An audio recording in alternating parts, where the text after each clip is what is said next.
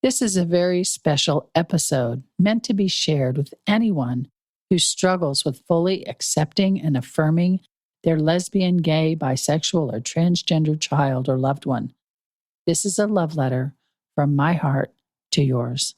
Would it be okay if I were to tell you that I am afraid someday? So I call you up and you call me down. Would it be okay? Welcome to a very special episode of the FreedHearts podcast. My name is Robert Cottrell, and I'm here as always with Susan Cottrell. Hi. Hi. This is for you, our listeners, but also really meant primarily to have you share with someone you know who may still be struggling with fully accepting and affirming their child. This is an episode meant to be shared with people you know. It is a safe, standalone, welcoming episode. Please feel free to send it to anyone you know who is non-affirming or still wrestling with some of those issues. Could be family members, friends, Christian friends.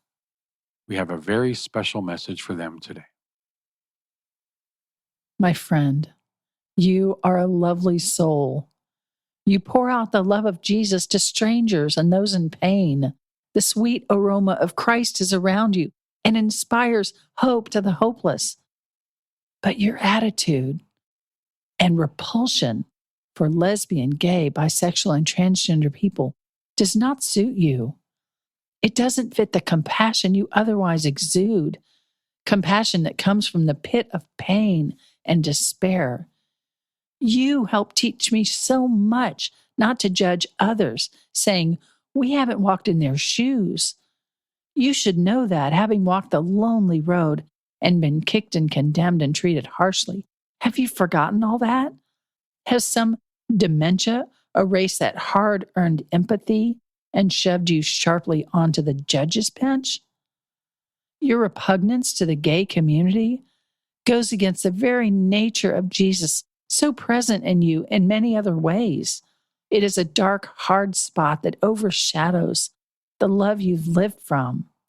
It is a rasp in your voice as you talk about those people, a virus you picked up from those seemingly more concerned with their bank account than the love of God that's always motivated you.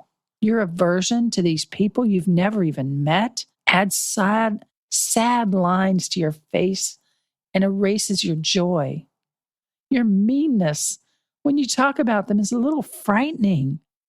Your coldness when you think about them belies something deep-rooted and unresolved, something ugly. None of this suits the creation of God that you are. None of this suits the life of Jesus you claim to follow. You may justify it with words like sin and unnatural and against God's design, but none of that is your business, frankly. This is about you. This reflects on you. This makes you harsh and judgmental.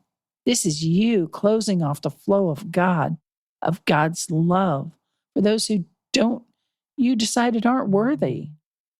It's as if you're on God's selection committee to decide who has received God's love grant and who has missed the opportunity this year, but may apply again next year, if by then they demonstrate the necessary qualifications. Stated like this, it sounds ludicrous, doesn't it? I am greatly concerned for you. This is so unlike the you I've known for years. This is so unlike the Jesus I know you love. I don't know if you'll recover. You might. Recovery is possible. But you must treat the issue. Trust God, surrender your old ways, and take on new habits. You need rich, green vegetables and lean proteins, no more refined sugars and cream puffs. A tragic number of people given this choice stick with their old ways, whether in their actual physical health or in their role as God's judge for lesbian, gay, bisexual, and transgender people. Just as sugar feeds cancer that eventually overtakes a body, judgment displaces kindness, love. It crowds out love. Left on its own, this malignancy will fill more and more of your life. Sadly, some people find their old ways comforting in new ways scary and difficult. They will go to the grave with this harshness in them by their own resistance.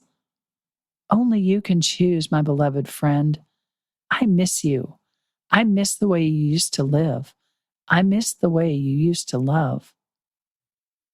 If you're listening to this and you wrestle with anything that prevents you from fully affirming your gay, lesbian, bisexual, or transgender child, we want to close this special episode by asking you to reach out to us at hello@freedhearts.org.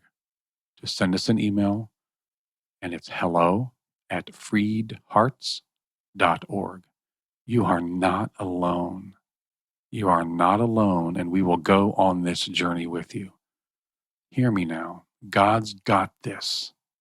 God's got you. God's got your child. I know your head may be spinning, and you have so many questions. We hear you, and we understand. The very best thing you could do right now is to err on the side of love and trust God with all the rest. I promise you, you will never, ever regret that. If you just stay on this journey, follow as the Spirit leads, your faith, your relationship with God and with your children will be deeper and richer and more beautiful than you can even imagine. I promise you that.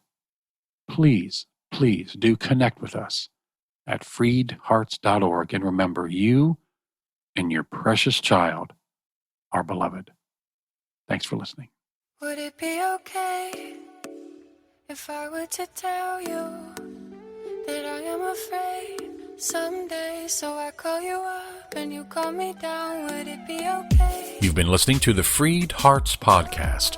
We have extensive resources and vibrant community for you at www.freedhearts.org. Just come say hello. And if you have questions or issues or comments about the podcast, things you'd like us to talk about, reach out to us at podcast@freedhearts.org. The music is provided by Hannah Cottrell, our daughter, the Grammy-nominated Saint Sinner, and you can find out more about her at heysaintsinner.com. Please share this, subscribe, and follow on your favorite platform, and thanks for listening.